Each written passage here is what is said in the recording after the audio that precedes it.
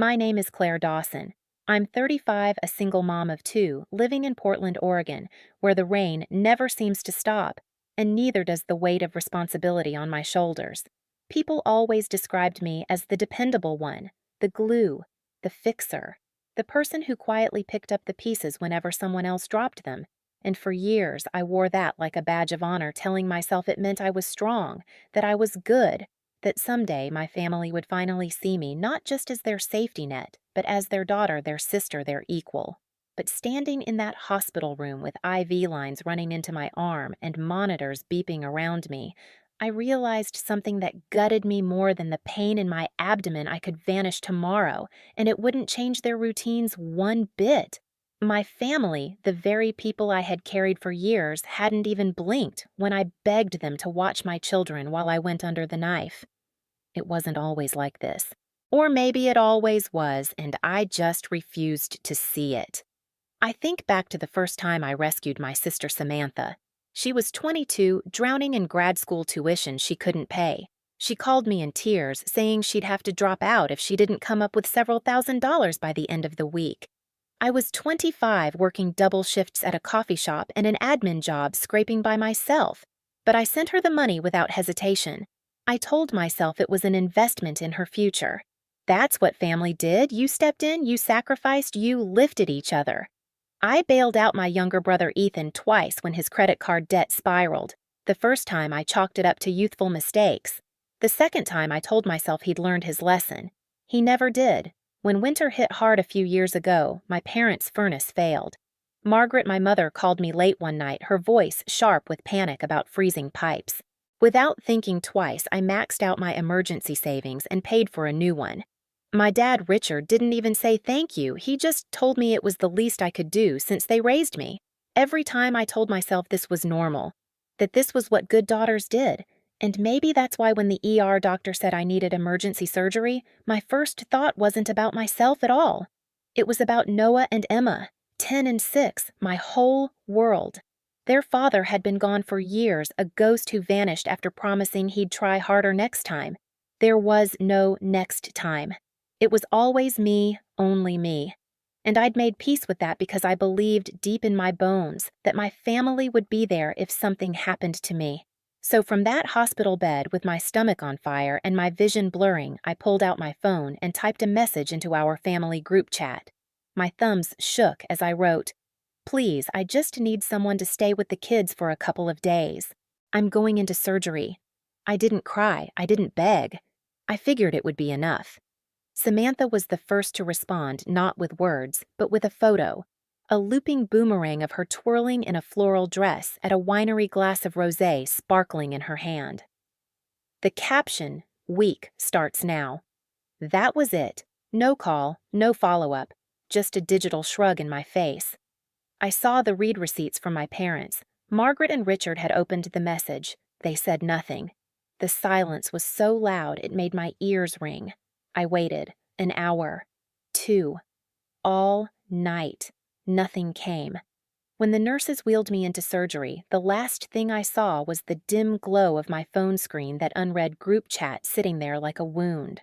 Hours later, I woke up in the recovery ward, groggy, dry-throated, my abdomen burning like fire. A nurse handed me my phone.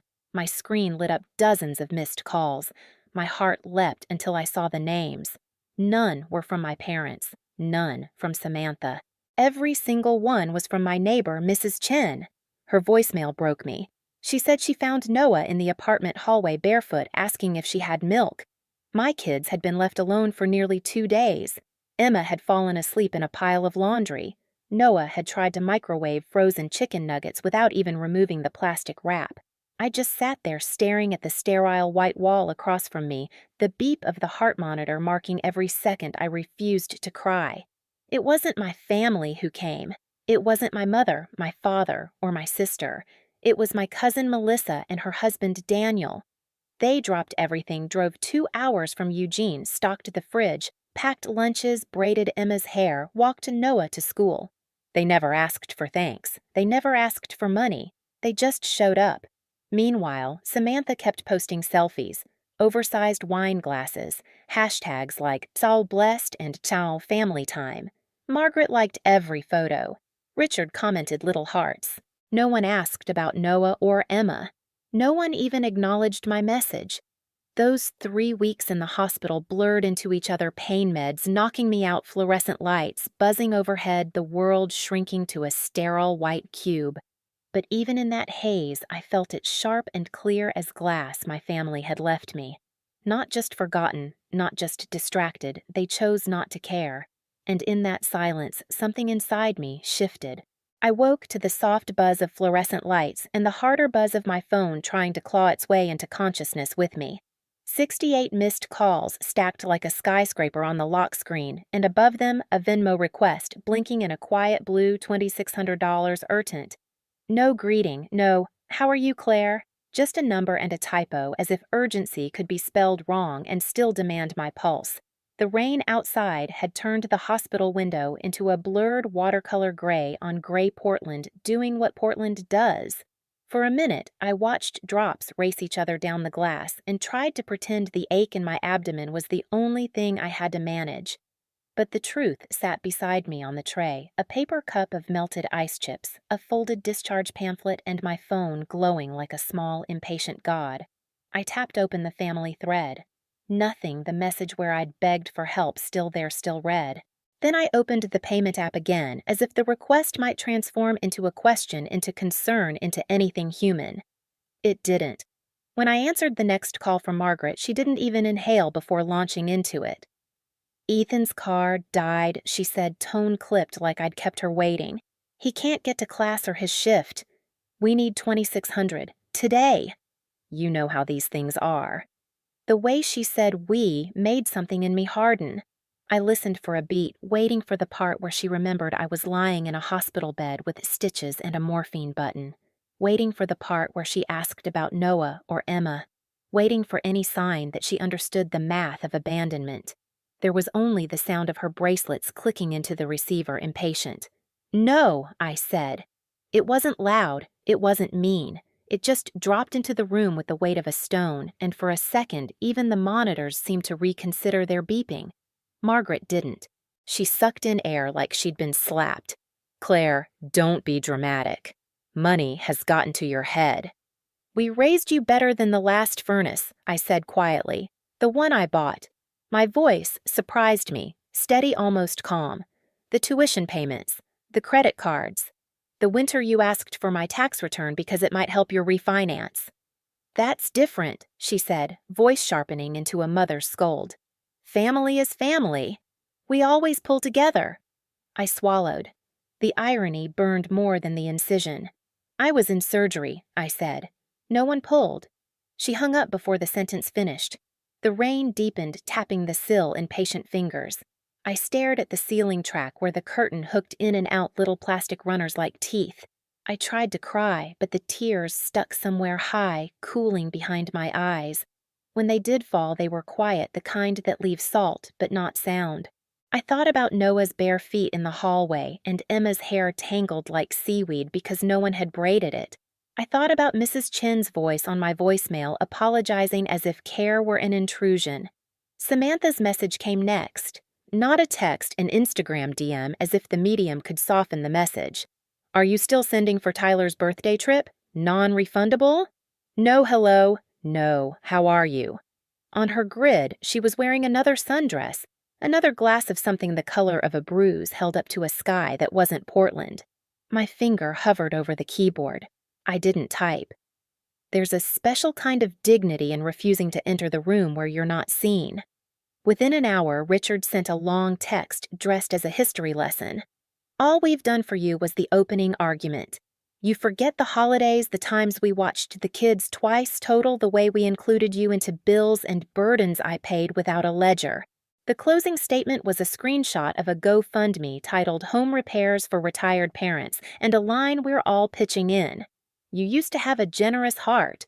I laughed. It wasn't pretty. It sounded like it belonged to someone older, someone who had smoked away her softness. I set the phone face down and willed myself to sleep. Painkillers dragged me under like a tide, but even there I heard the tone of a request, the metronome of obligation. When I woke, the room had dimmed to that hospital twilight that isn't about sun, but about fluorescent mercy. I called Melissa. I didn't plan a speech. The moment she picked up breathing already tuned to my weather, everything came out in quick, quiet spills. The missed calls, the request, Sam's non-refundable boyfriend, my father's fundraiser, the way the word, no felt both too small and like a tectonic plate shifting. She didn't ask for proof. She didn't say she was sorry I felt that way. She said one sentence soft, but with a spine. Maybe it's time they learn what life looks like without you carrying them. There are sentences that crack you and sentences that set the bone. That one did both. I saw my life the way Melissa meant it my name on accounts I didn't use bills. I didn't live under promises that had colonized my days until there were no days left for me. I looked at the blue, grippy dots on my hospital socks, at the neat line of stitches mapping a new border across my body, and I realized I didn't have to go back to the old country. I didn't respond to Margaret's second Venmo request, $100 this time, a new note, Dad's meds. Richard left a voicemail that tried to sound fatherly and landed like a sales pitch. "I don't know what's gotten into you," he said. "People are talking. You're tearing the family apart over a minor procedure." The word minor made my stomach pull. The monitors answered for me. Beep, beep, beep. Samantha posted a story, a screenshot of a quote in curly font about how betrayal always comes from those closest to us. The next slide was a discount code for teeth whitening.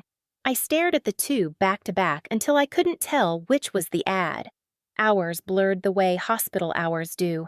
Nurses' in and out kindnesses folded into small acts, a fresh blanket, the right angle of the bed, a joke that landed. Between their footsteps, my plan formed not as a manifesto, but as a list written in my mind on the back of a cafeteria receipt: shared savings out, backup card cancel, utilities transfer, tuition end. My signature nowhere it doesn't belong. Not out of spite, out of stewardship. Out of a vow I drafted to two small faces who had once colored me in with a pink crayon and called it love. Before sleep took me again, I imagined the house I would return to. Melissa's Tupperware labeled in neat block letters. Daniel's note on the fridge about which days spilled into which lunches. Noah's soccer ball by the door mud dried into a constellation. Emma's hair smooth in two braids because someone kept showing up with patient hands. I imagined stepping inside and not having to earn my own welcome. The next afternoon, the rain paused like a held breath. A rectangle of pale light climbed the far wall and warmed the edges of the discharge papers. I picked up my phone, finally answered the group chat, and typed 2 sentences each, careful each final. I'm home soon. From now on, I will not be funding or managing anyone else's emergencies. I waited for the alarm, the counter-arguments, the legalese of guilt. What came was quieter and somehow worse dots that appeared and disappeared, the choreography of people performing thought.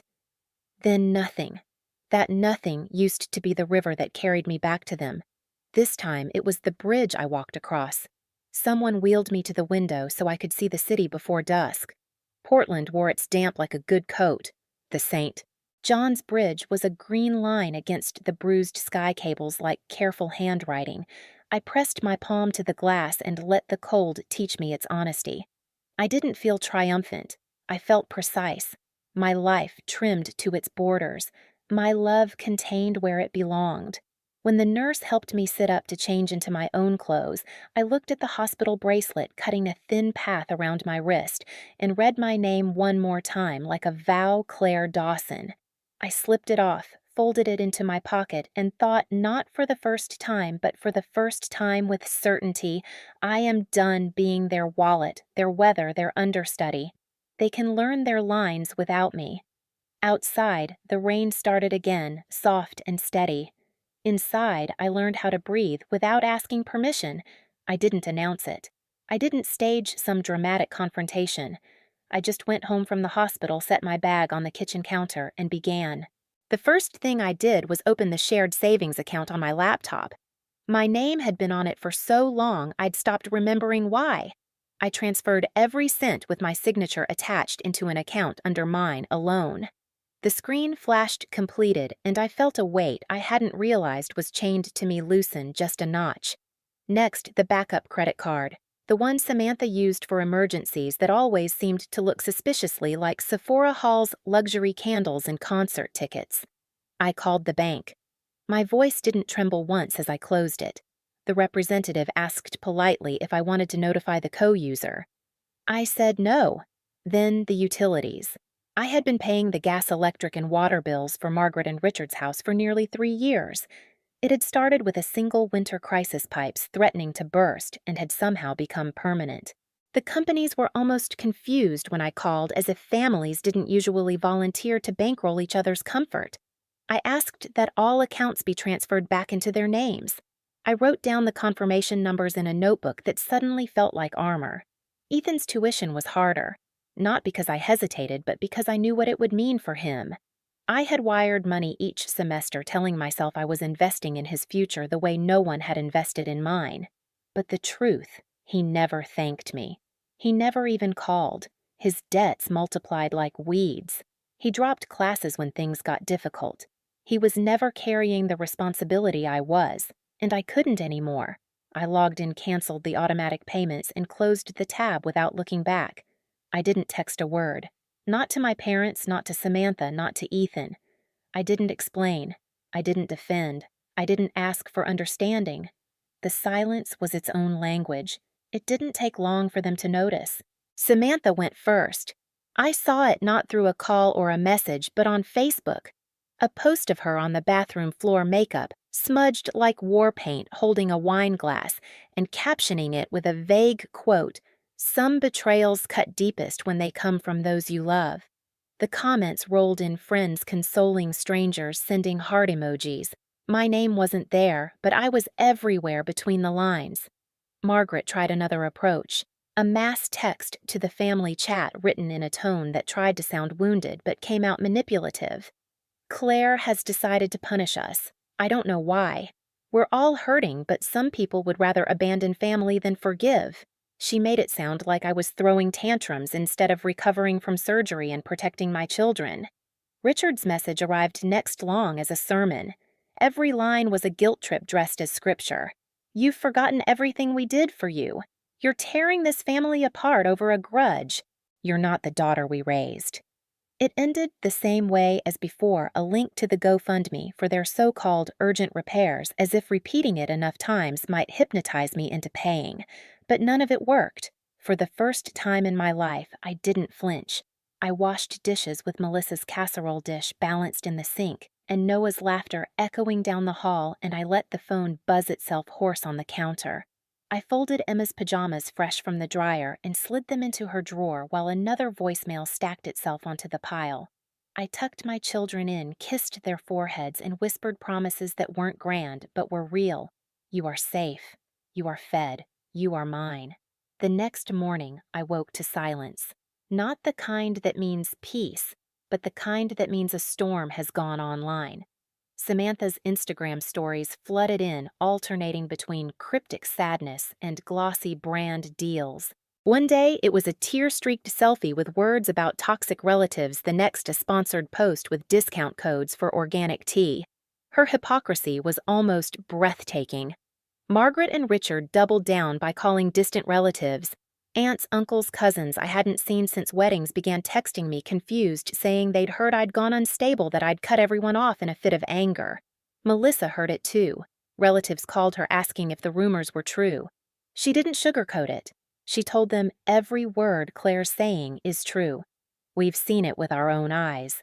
That single sentence from her was worth more than every apology I'd ever begged for. Still, the performance continued. Margaret made herself the victim at church, whispering in pews that I'd abandoned them. Richard played the weary patriarch, shaking his head and saying he didn't know what had happened to me. Samantha continued her feat of contradictions, branding herself as both influencer and martyr. And Ethan. He said nothing, but Melissa told me she'd seen him posting in group chats about how I'd turned cold. I stayed quiet. I didn't argue. I didn't defend myself. Instead, I gathered screenshots of the group chat where my plea for help with Noah and Emma was ignored, the Venmo requests labeled urgent, the Instagram selfies timestamped on the same day my children had been found alone, Richard's GoFundMe messages. Margaret's guilt-soaked voicemails. I stored them in a folder on my laptop, a folder I named simply Receipts. It wasn't revenge I was building. It was truth, my safety net, my evidence, my quiet counterattack. Days passed like this small acts of reclamation. Each bill I removed from my name felt like unlocking a chain. Each ignored text was a door I closed softly but firmly. Each photo of my children smiling under Melissa and Daniel's care was proof that I hadn't abandoned a family at all. I'd simply chosen the one that showed up. The Dawsons had expected me to cave. They'd expected me to bow under the weight of guilt the way I always had. But guilt is only powerful if you believe you've done something wrong. For the first time, I didn't. And in that shift, the balance of power tilted, quietly, permanently. The first sign that my silence was working was how loud they became. It started with Margaret. My phone lit up with calls from relatives I barely knew, second cousins, an aunt I hadn't spoken to since my 20s. Each conversation carried the same script as if coached. "We're worried about you, Claire. Your mom says you're unstable. She said you locked the kids in the house. She said you cut ties because you're bitter." I didn't argue. I didn't explain. I just repeated the same phrase, "I'm fine. The kids are fine." And then I hung up. But inside, I felt the sting. The idea that Margaret, my own mother, had turned me into a monster in family gossip circles, it made my stomach tighten harder than my stitches. Samantha took her war public. Her Instagram grid became a theater stage. One day, she posted a carousel of crying selfies, eyeliner streaked like ink in water with a caption, "When the people you'd take a bullet for are the ones holding the gun." The next day, she was twirling in another floral dress, hawking discount codes for skincare. The whiplash was dizzying, yet people bought it. I saw mutual friends commenting heart emojis, prayer support. A few even tagged me asking if I'd seen what she posted. I didn't reply, but I took screenshots. Richard was more old-fashioned. He left voicemails dripping with disappointed father rhetoric. "Claire, this isn't who you are. You've let money twist you. You're letting outside influences poison you. We're all ashamed. If you don't come around, you'll regret it when it's too late."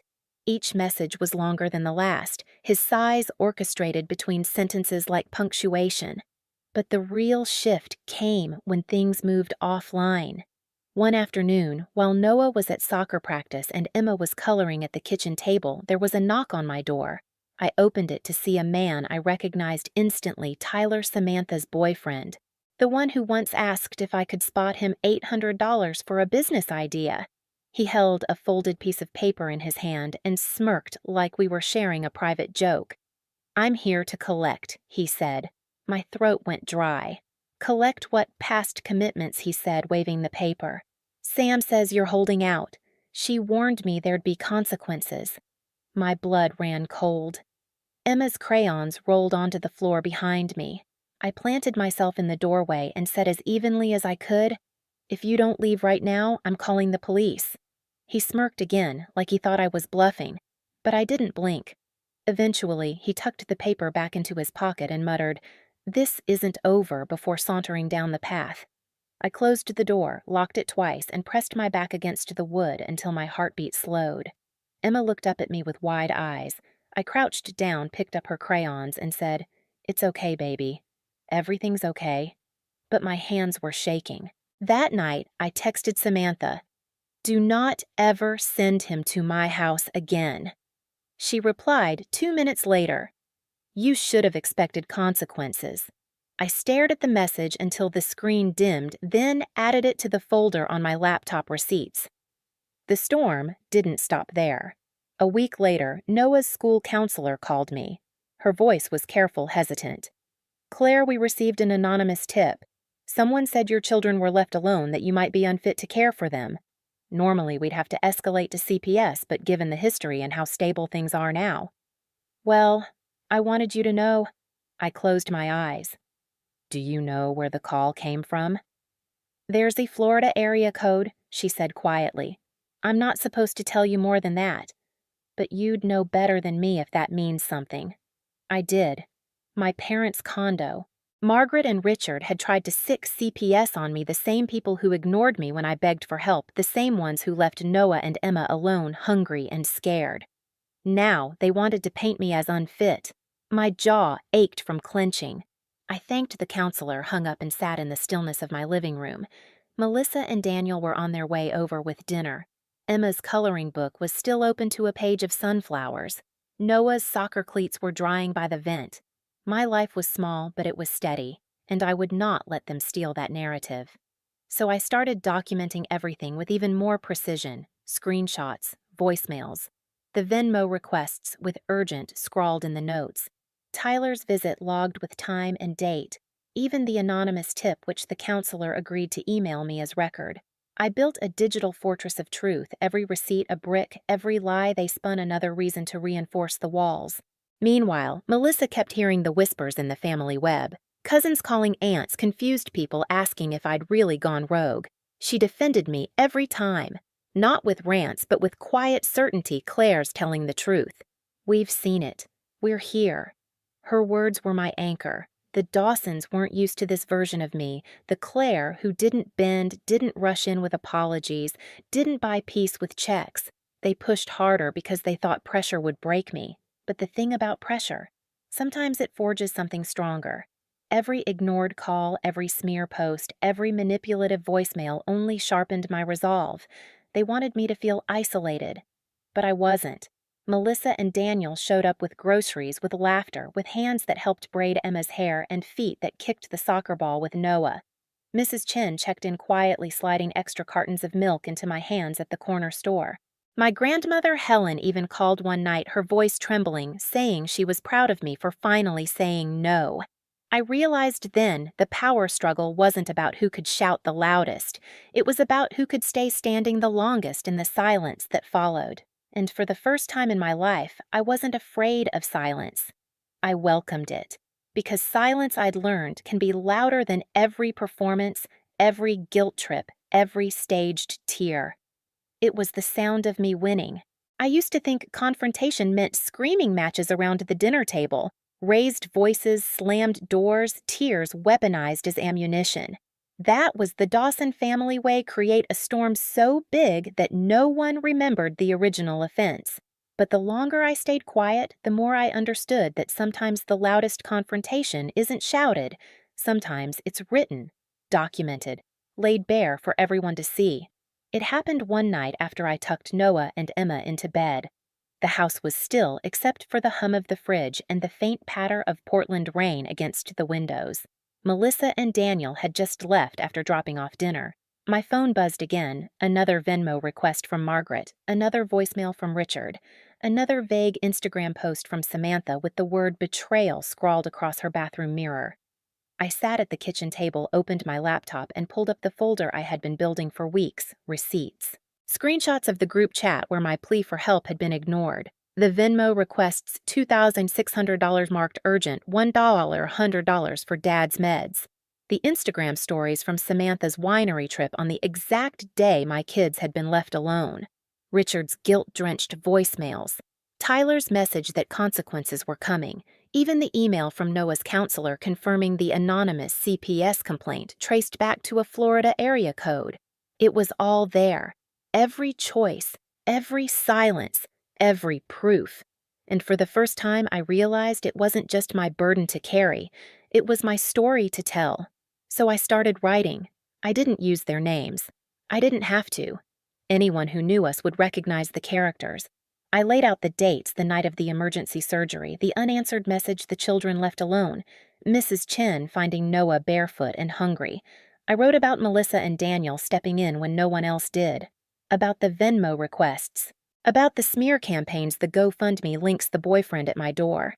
I attached screenshots not out of spite, but because truth is easiest to ignore until it has a timestamp. When I was done, I sat back and stared at the screen. My hands were trembling, but not from fear, from release. Then, without overthinking, I posted it. A long, detailed entry on Facebook visible to every relative, every neighbor, every childhood friend still lingering in my contacts. I closed the laptop and walked away. The first comment came within minutes. A former coworker, Claire. "I'm so sorry. I had no idea." Then a cousin. "We always wondered, Thank you for telling the truth. Within an hour, the post had exploded. Messages poured in: old friends, distant relatives, even people I barely remembered from high school. They weren't just offering sympathy, they were adding stories. A babysitter from when I was 12 wrote that she once overheard Margaret threatening to cut off contact with Melissa's family unless they started contributing more. A cousin admitted he had been pressured into co-signing a loan for Ethan years ago and was still paying it off. Piece by piece, the facade cracked. But what stunned me most wasn't the strangers. It was the people I thought would never speak. That night, I got a message from one of Samantha's exes, a guy she dated in grad school. He told me she had faked a medical emergency years ago, claimed her appendix had burst, raised thousands through a GoFundMe, then spent it on a Cancun vacation. He had proof emails, screenshots, even flight confirmations. He said he didn't want revenge, he just didn't want to carry her lie anymore. I read his message 3 times, then added the files to my folder. Receipts. Then, just before midnight, my phone rang. The name on the screen stopped me cold: Grandma Helen. We hadn't spoken in over a year. She'd always kept her distance from the Dawson family chaos, preferring to remain neutral. But when I answered, her voice trembled. "I saw your post," she said. "Claire, I always knew something was wrong. I saw the way your mother treated you, but I kept quiet because no one listened when I tried to warn them." She paused, breath-catching. "I'm sorry. I should have said something sooner. You didn't destroy the family, sweetheart. You just stopped letting them destroy you. I couldn't speak at first. No one in that generation had ever admitted it, ever apologized. But here she was, 83 years old, breaking the silence. Tears spilled hot down my cheeks, not from sadness, but from relief. Her words echoed long after the call ended. The next morning, fallout arrived like a storm. Samantha deleted her Instagram account entirely. Margaret posted a cryptic status about betrayal and forgiveness that fooled no one. Richard tried to act like nothing had happened, but the calls stopped. The GoFundMe disappeared overnight, but the confrontation wasn't in their reactions. It was in the echo. For the first time, people saw them clearly. The Dawson name no longer carried quiet admiration. It carried questions. It carried suspicion. And for once, those questions weren't directed at me. I didn't gloat. I didn't feel triumphant. What I felt was a deep, steady quiet. A quiet that hummed with something I hadn't felt in years: freedom. I always thought justice looked like fireworks. Some dramatic collapse, a courtroom confession, or at the very least an apology screamed through tears. What I learned instead was that justice can be quiet. It can look like bills, rerouted credit cards cut, and a phone that finally stops buzzing with demands. The weeks after my post felt almost unreal. Samantha's glossy Instagram world caved in first. Brands pulled out quietly one by one until her feed went silent. I heard through mutual friends that she moved in with a roommate after she couldn't keep up with rent. The girl who once captioned photos with the blessed was suddenly locked out of the lifestyle she flaunted. I didn't feel joy in her downfall, but I felt something steadier: balance. For once, the scales weren't tilted entirely on my shoulders. Margaret wasn't spared either. 2 of her closest church friends, women she'd known for decades, commented publicly under my post. "Is this true?" She never answered. Melissa did, with just 7 words. "Every word Claire wrote is the truth." After that, the Whisper Network turned against Margaret. Her carefully cultivated image as the matriarch who held everyone together crumbled. The phone calls slowed, then stopped. She tried to patch things up by leaving a string of voicemails, each one more frantic, each one ending with "Fix this, Claire." You need to fix this. But the thing about manipulation is that once the mask slips, you can't unsee the face behind it. Richard faded into the background just as he always had. Without Margaret's choreography, his guilt trips sounded hollow, like rehearsed lines from a play no one was watching anymore. The GoFundMe vanished. The long texts dried up. Eventually, silence replaced the noise, and that silence was its own kind of confession. Ethan, my brother, didn't reach out directly. Instead, he texted Daniel once asking if he could help him find a job. Even that he couldn't send to me. I suppose it was easier to blame me for cutting him off than to face the truth that he'd never tried to stand on his own 2 feet. Meanwhile, I was building something new. Melissa and Daniel kept showing up not because they had to, but because they wanted to. Mrs. Chen checked in with warm smiles, slipping extra cartons of milk into my bag when she saw me at the corner store. And Grandma Helen started calling once a week, her voice softer each time, asking about Noah and Emma, as if she was making up for lost years.